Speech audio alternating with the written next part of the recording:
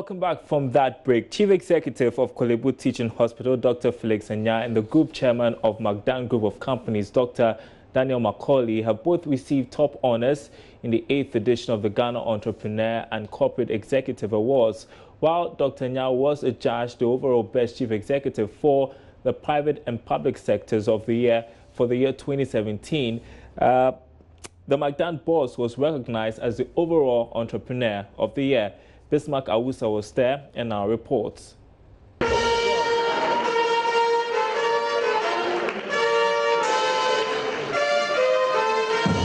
The 8th Ghana Entrepreneur and Corporate Executive Awards 2018, under the theme Enhancing Business Growth Through Corporate Entrepreneurship Development, was organized to recognize chief executives and entrepreneurs who have in diverse ways contributed towards the improvement of the public and private sectors of the economy. In all, 37 personalities were awarded. 2 key awardees, CEO of the Kolebu Teaching Hospital, Dr. Felix Anya, and the Group Chairman of Magdan Group of Companies, Dr. Daniel Macaulay, were duly acknowledged for their outstanding contributions in the field. In an interview with Joy Business after the event, the CEO of Kolebu Teaching Hospital, Dr. Anya, shared his thoughts on what might have contributed to his success. He also seized the opportunity to press on government the need to establish a board for his outfit. I think it's an entrepreneurial, private sector-led approach to issues in the public sector. If we can evolve, you can use the human resource as a strategic tool for development. We can change the corporate culture, the way things are done, the way people perceive results, the way people perceive motivation, results, what they do, how they get what they get.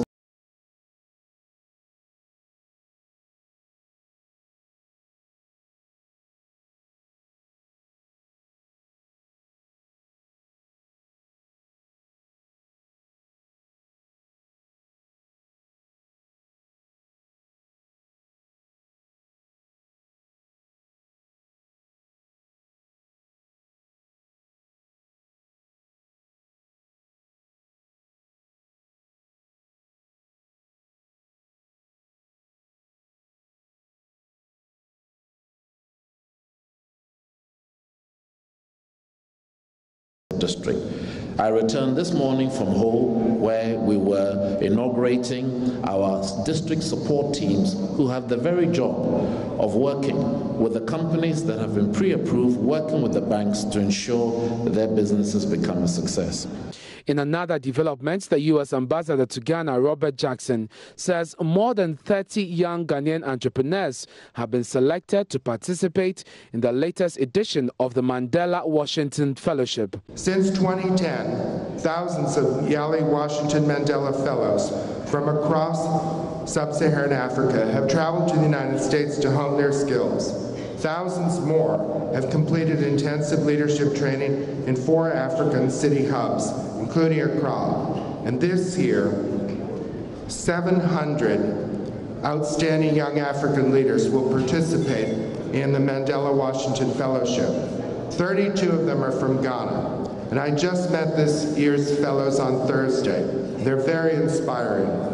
Other winners of the night were Executive Group Chairman of the Vanguard Group, Daniel Ewa Dako, as the Best Group Chairman, Managing Director of Barclays Bank of Ghana, Patience Achianu, as the Best Woman CEO, Chief Executive of the United Bank for Africa, UBA, Abiola Bewa, as the Best Banking and Finance Services CEO, among others. Bismarck Awusa's reports for Joy Business. The Ghana Revenue Authority has so far impounded about 1,000 vehicles that did not pass through the right processes before entry into the country. This has resulted in a loss of about 7 million cedis in revenue to the state. The GRA carried out an exercise between the latter part of 2017 and the first quarter of the year to impound all uncustomed vehicles. The authority embarked on an exercise on Monday to ensure it sustains the move to get rid of such vehicles and to deter people from avoiding import duties on vehicles. Ebenezer Sabute has more in this report. Monday's exercise follows an intelligence report received by the Ghana Revenue Authority, which confirms that there are many vehicles in the country without the necessary tax documentations, a situation which is denying the state of revenue. 754 of such vehicles were impounded last year in a similar exercise carried out by the Commission across the country. Commissioner General of the Ghana Revenue Authority, Emmanuel Kofi, addressing the media before commencing the exercise, disclosed that such special exercises will be sustained until the right taxes on vehicles are paid always. Many such uncustomed vehicles and trucks driving on our roads with impunity without the payment of the requisite import duties and other taxes on them. Last year, a special exercise was carried out, and the statistics do not look good. 754 vehicles and trucks were impounded. Today's exercise is to create awareness that such special vehicle operation will be sustained, and all persons who own vehicles or trucks and all other prospective buyers should always contact customs officers for verification of the status of the vehicle they intend to purchase. Head of today's operations, Assistant Commissioner in charge of preventives, Alhaji Suleimanu Idrisu, has been explaining how people can avoid the embarrassment. In law that you take your victim as you find him. You were buying, the onus was on you to make your due diligence before buying. We are following, the item is what we are following. So if we arrest it, you have and you are the parent owner, you can look for the other one and maybe report him to the police that he has defrauded you. But if you can't find him or you're not prepared to do that, then come to us and settle if you want the car. Because we are dealing with the car. So that's why most often we arrest the car. We don't put so much emphasis on you. We only tell you that go and produce. If you say somebody sold it to you, go and bring the person, so that we investigate and know how come that the car was not custom. Under normal circumstances, the GRA carries out such operations without any prior announcement to the general public. Aspects of Ghana's labor laws need to be reviewed to fit recent demands in the labor market. That's according to labor expert who took part in drafting Ghana's labor laws, Opening Patrick Obingfosu. Speaking to Joy Business ahead of the May Day celebrations, the industrial relations expert noted that the celebration calls for more deeper negotiations between employers and employees on the best ways of creating an enabling working environment for productivity. I think we can make our desalination system in Ghana better. I think we don't have to lament so much that our desalination system is not good. We can take it to other, when you go outside the country, the best workers mostly are Ghanaians because the laws work.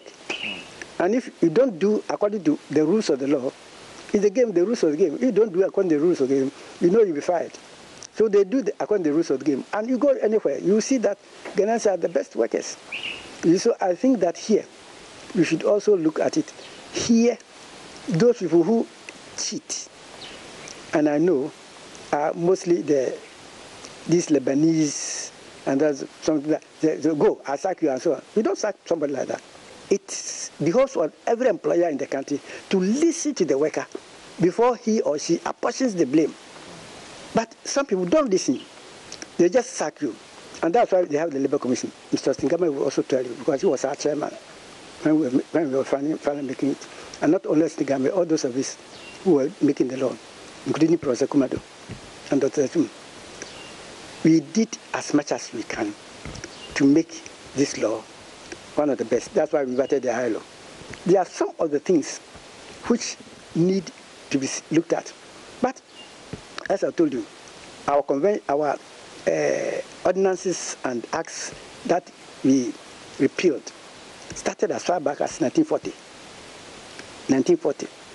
And this law is 203, which means it's about 63 years or so before this law became power. So you see, even that one, we were making amendments from time to time. And I think we can still make amendments in this one too. Most of the things people are talking about are in this law. For example, productivity.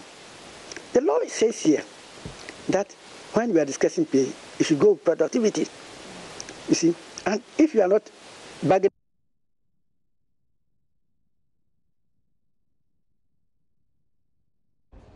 You're watching Business Live. We are moving on now, and government might have to look at some innovative ways to cushion consumers from rising fuel prices. This is because the price of petroleum products is expected to go up this week at the pumps, about the fourth time this year. But what are the options available to government in dealing with this issue? Well, let's first give you a breakdown of the expected increases at the pumps. Checks with the importers of petroleum products as well as Joy Business's calculations show that prices should go up by as much as 2.70% per litre for diesel. This should result in a gallon being sold at 20 Ghana cedis, 6 pesos, whilst petrol should be selling at about 21 Ghana cedis, 40 pesos per gallon, as a result of the 1.16% expected increase in price per litre. A kilogram of LPG is expected to go up by more than 1%. But the good news is that due to the current policy, where all the oil marketing companies are allowed to set their prices, but within a certain band, there's a likelihood that not all the over 100 firms might review their prices. Some analysts have argued that government should consider reintroducing the stabilization levy to deal with the expected hike, or remove some taxes on petroleum products to help cushion consumers. This because from the beginning of this year, prices might have gone up by almost 10%, a development that could result in transport operators pushing for increases in fares. Well, the National Petroleum Authority can maintain current prices if it decides to apply the price stabilization and recovery levy mechanism for the second consecutive pricing window. Speaking on the marketplace, principal researcher of the IAS, Richmond Roxon, also identifies some other interventions government could adopt to cushion the impact on consumers. We are making enough revenues when it comes to our export, because we are an oil-producing nation.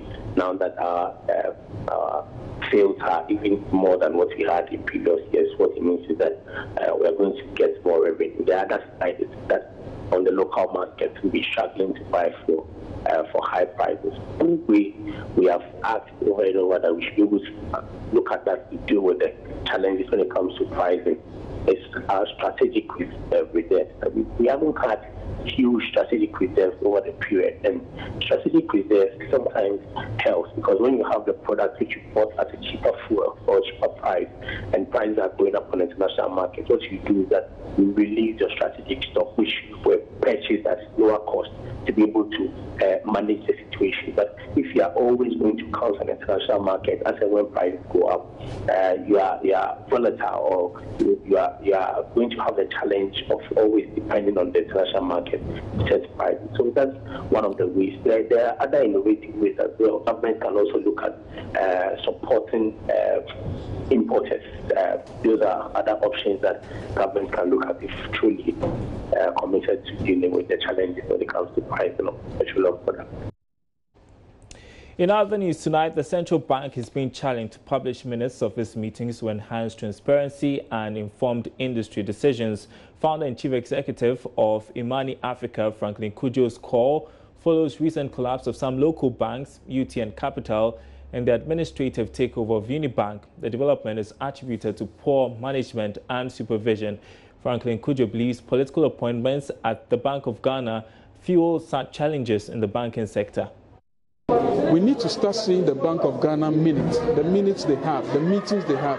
What everybody said in the meeting must be published without editing, because that's what other serious countries are doing right now. So we know the weak links within the central bank. Don't forget, the central bank authority people are appointed by government, so they could appoint people they like, and they could be making stupid decisions on our part. In the UK, to prevent that, now every member of the monetary policy committees, what they said at meetings are published unedited. It allows for financial growth, it allows for transparency. You know why I'm upset about this question? Because we found out that the government is reported that some people within the central bank were giving money to banks that were clearly in negative. And individuals were doing that. We need to fish out those individuals and punish them heavily. But if we don't have a central bank that is fit for purpose, and the politicians do the things they do, we'll continue having these problems. I say it's time to put serious people at the central bank. Addison is doing very well. It needs proper, well, transparent people to help, and they should publish their minutes. Mr. Kujo also observed the springing up of smaller oil marketing companies and financial institutions with little capacity affect quality. He tells Love Business such entities must be compelled to merge to be able to compete. So for me, I cry little for the local banks, especially because I've come to realize that instead of consolidating, they want to create banks. Everybody wakes up, they want to start a bank, when they could as well just be microfinance institutions. Look at Nigerian banks. They came into the country and they are doing so well, right? GT Bank, UBA, Standard Bank. Most of the banks that went under because of the bad management practices. So I shed little tears for them. They should consolidate. Probably two banks can come together and decide to build credit. And it's the same thing we are doing. Government says they want local content. They want people to have businesses. Look at the oil marketing companies. There's so many oil marketing companies. You move from here, there's Kofi Kwame oil service. You go here, Amaka Kofi, and every kilometer there's supposed to be a fuel station. It doesn't make sense. They could as well come together and then do well. So look, I support the finance minister 100%, right? But of course, what it also means is that the Bank of Ghana ought to be up and doing. While this next story might interest you if you're a shareholder of any of the listed banks in the country, well, there is a likelihood that you would not be enjoying any dividend this year. But what has triggered this move and how could it affect you? Well, listen to this report. More banks are taking strategic moves to help meet the new capital requirement by December 31. Some include rights issues, seeking strategic investors, merging and listing on the Ghana Stock Exchange. Another area that most of them are looking at is how to boost their income surplus so they can move some of those funds into their stated capital to meet the new regulatory levels. This has resulted in some banks not declaring dividend. Republic Bank, formerly HFC Bank, last week joined the league of banks that are not declaring dividend this year, like ETI and CalBank. For some shareholders, like pensioners, these payments mean a lot to them, as it could make money available to take care of their medication and upkeep. But looking at the challenges that some banks are going through, expect more banks in the coming days to announce that there will not be dividend this year. Well, the Ashanti Regional Manager of the Bank of Ghana, Michael Anyamesem, last week advised commercial banks to stop paying shareholder dividends until they meet the deadline for honoring the minimum capital requirement. It is our expectation that banks will suspend profit distribution. Bank will suspend profit distribution this year to enhance their ability to comply with the new capital deadline. The 31st December 2018 deadline remains programmed, even though we have some of our institutions requesting for a review of the deadline date. No change has yet been communicated, and we are currently sticking to the original 31st December 2018. Halt any moves to roll your cash dispensing mobile money kiosks by MTN, even on a pilot basis. That's the advice coming from the banking consultant, Dr. Richmond Ituahene, to the Bank of Ghana. This follows reports that the telecoms giant is working to roll out a self-service kiosk that dispenses cash and takes deposits. The move is to aid its mobile money business. MTN, on the other hand, has maintained that the machines are, for now, restricted to buying airtime and SIM card change on a trial basis. Dr. Ituahene tells Joy Business they should have even sought the regulator's consent before bringing these machines into the country. To be honest with you, in all other jurisdiction, MTN couldn't have done that. If you go to Kenya, where these money transfers have been going, mobile money has taken very good position in Uganda and Kenya. You need to have an approval from Central Bank. Well, Central Bank would have to come in. Central Bank is responsible for financial money stability. And having money on purses and cards, they are also part of money. If it's not M1, it's M2. If it's not M2, M3. So Bank of Ghana would need to look at it. All right, we are moving on now to our interview of the day. I believe the ban on small-scale mining is now set to be finally lifted in the second quarter of this year. This would happen after President Akufo-Addo launches the multilateral mining integrated project later. Now, government last year banned small-scale mining as part of measures to minimize the negative impact of illegal mining. Lands and Natural Resources Minister John Peter Amewu, who disclosed this to Joy Business, has been explaining why government is set to lift the ban. Very, very soon, the document has been outlaid. We're waiting on the president to come. Immediately, the president arrives. This document is going to be launched. And that is the way forward. This document has been, accepted by the whole of the sub-region. People are traveling all over from other countries to have a look at what we are doing. Donors are buying into it. Just a week ago, the World Bank was in the office. The Canadian embassy, the Australians, the Chinese, they have all played in a role because of the potential of the document, the input, which involve a lot of stakeholder engagement. Talked about some 50 million cedis investment. Can you shed more light on this? Yes, of course. The project document, in terms of what we expect, is about 200 million, but it's for a period of 5 years. So approximately, we're expecting to use about $50 million, which is going to be counterpart funding from government, and the others will come from the various sources. Yeah. So in other words, is this MMIP going to ensure that the ban on illegal mining will be lifted anytime soon? Precisely. The rationale for the illegal mining is to make sure that we lift the ban on the small-scale mining.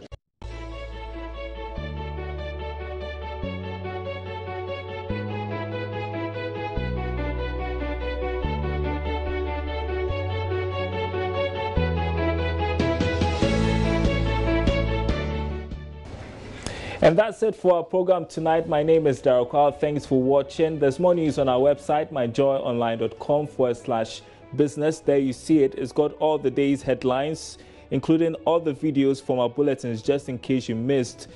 You can access them on our website, myjoyonline.com/business. That's it tonight. Thanks for watching. We are back same time tomorrow.